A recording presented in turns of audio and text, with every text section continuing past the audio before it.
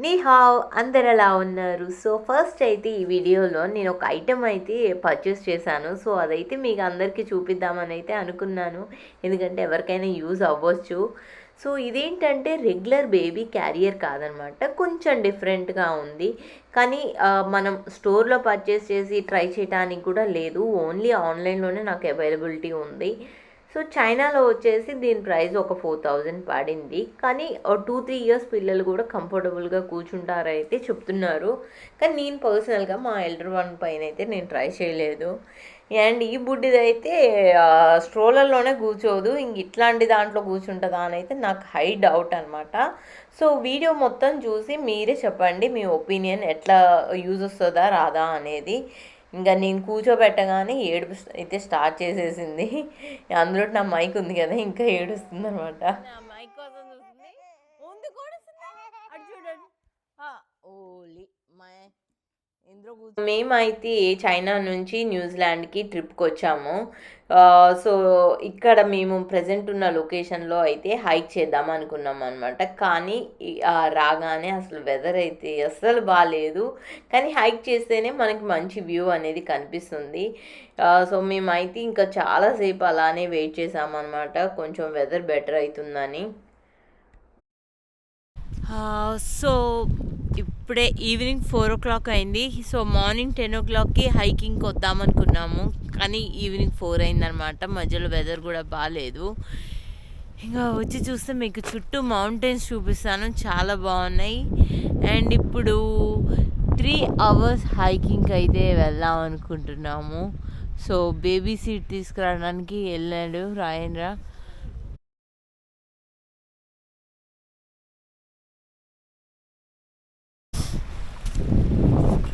అక్షర తల్లి అందరికి హాయ్ చెప్పమ్మా. To Hooker Valley ముందుకంట.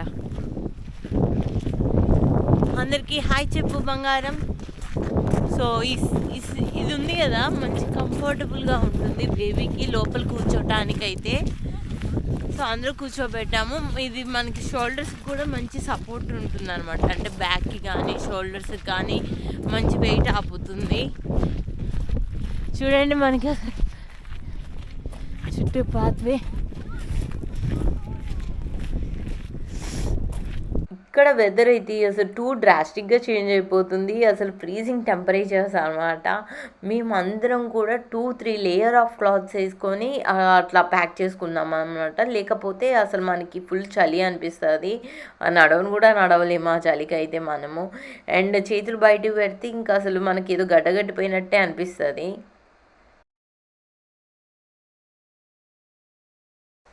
ఇక్కడ అవలాంచి హజార్డ్స్ కూడా చాలా ఎక్కువ ఉంటాయంట, అందుకోసమే ఈ స్పాట్ని అప్పుడప్పుడు క్లోజ్ చేస్తారు. సో మేము కూడా కొంచెం వెరిఫై చేసుకుంటా ఉన్నాము, ఏంటి ఫుల్లీ ఓపెన్ ఉందా, ఎక్కడ క్లోజ్ ఉంది అన్నట్టు. మన జాగ్రత్తలు మనం ఉండాలి కదా. అండ్ ఈవినింగ్ కన్నా లక్కీగా ఓపెన్ చేశారు. మాకైతే మాతో పాటు చాలామంది జాయిన్ అయ్యారు హైకి. అండ్ ఇప్పుడైతే ప్రజెంట్ స్నో పడుతుంది లైట్గా, భలే ఉంది. ఎందుకంటే చుట్టూ మౌంటైన్స్ అండ్ దాంతోపాటు స్నో కూడా లైట్గా ఉంది.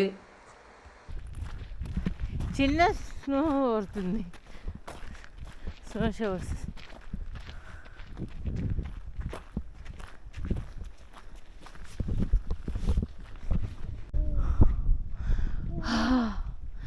నాకు అప్పుడే ఆయుసం వచ్చేస్తుంది.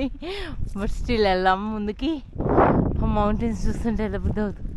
ఇక్కడ అసలు వెండి చాలా ఉంది, అందుకోసమే ఇంకా నేను వాయిస్ ఓవర్ లాగా అయితే ఇస్తున్నాను.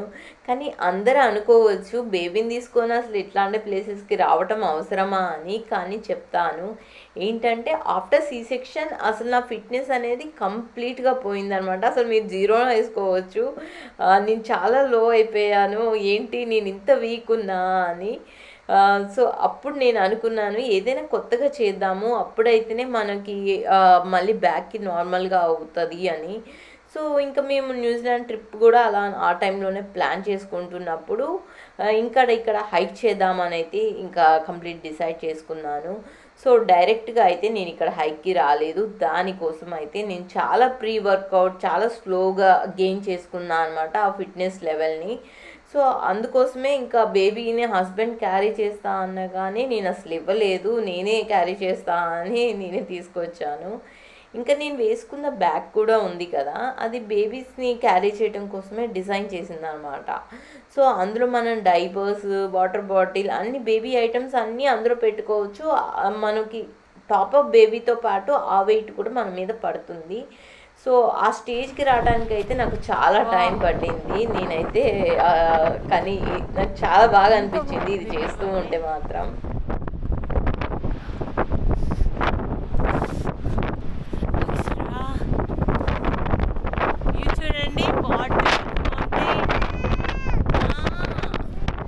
చూడండి వెళ్తున్నాం ఆగుతుంది. మా బుడ్డిది అయితే నేను ఆగిపోతే చాలు గొడవ చేస్తుంది. అదే నేను మూవ్ అవుతూ ఉంటే మాత్రం మంచి కామ్గా ఉంటుంది.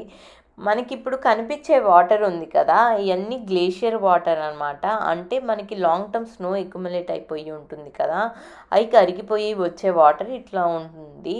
చాలా ప్యూర్గా ఉంటుంది. ఇప్పుడు మనం చూసిన వాటర్ పైన బ్రిడ్జ్ ఉంది కదా, ఇప్పుడు అక్కడికి వెళ్తున్నాం అనమాట. కానీ రోడ్ అయితే అస్సలు బాగాలేదు, ఎందుకంటే స్నో పడుంది. సో మొత్తం వాటరీగా ఉంది, ఇంకా బురద ఉందనమాట. సో రాజేంద్ర అయితే అసలు వద్దాం అన్నాడు, నేనే వెళ్దామని ఫిక్స్ అయిపోయాను. కానీ ఈ హైక్ ఫినిష్ చేసి నాకు చాలా హ్యాపీగా ఉంది, ఎందుకంటే చాలా వెయిట్ చేశాను, చాలా ప్లాన్ చేశాను. సో వన్స్ ఫినిష్ చేశాక మాత్రం నాకు మస్త్ అచీవ్మెంట్ అనిపించింది అనమాట. అండ్ మా బుడ్డిది కూడా అసలు బాగానే కూర్చుంది ఈ సీట్లో అయితే. నాకు ఇంకా అది ఇంకా పెద్ద వండర్ అసలు.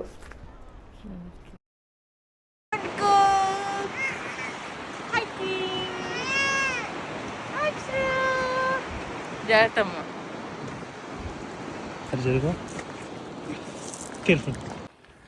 Nice Ashu, good job. అక్కడెక్కడో నుంచి వచ్చాం కదా.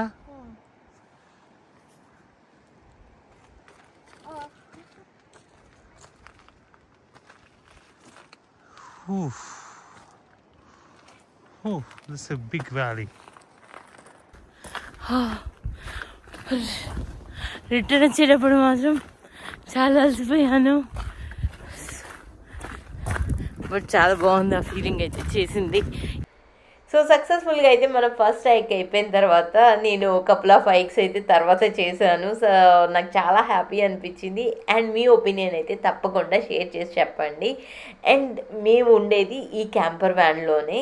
సో మా వ్యాన్ వచ్చేసింది, ఇంకా వ్యాన్లోకి అయితే వెళ్ళిపోదాము. అండ్ ఈ వ్యాన్లో లైవ్ వీడియోస్ కూడా నేను తప్పకుండా అయితే పోస్ట్ చేస్తూ ఉంటాను. And please encourage the channel అలానా ప్రయాణం.